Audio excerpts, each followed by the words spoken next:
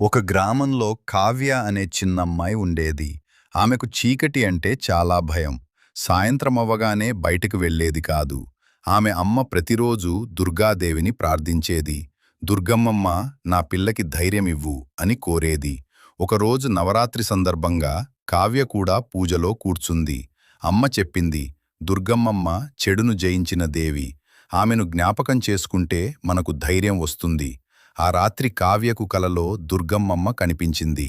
బిడ్డా, భయం నీ మనసులోనే ఉంటుంది. నువ్వు ధైర్యంగా ఉంటే భయం పారిపోతుంది అని చెప్పింది. మరుసటి రోజు కావ్య చిన్న పని కోసం బయటికి వెళ్ళింది. మొదట భయంగా అనిపించినా దుర్గమ్మమ్మ అని జపించింది. కొద్దిసేపటికి ఆమెకు ధైర్యం వచ్చింది. ఆ రోజు నుంచి ఆమె భయాన్ని జయించింది. ఈ కథ మనకు నేర్పేది, ధైర్యం ఉంటే ఏ భయం గెలవదు. భక్తి మనకు బలమిస్తుంది. మనసు బలంగా ఉంటే సమస్యలు చిన్నవి.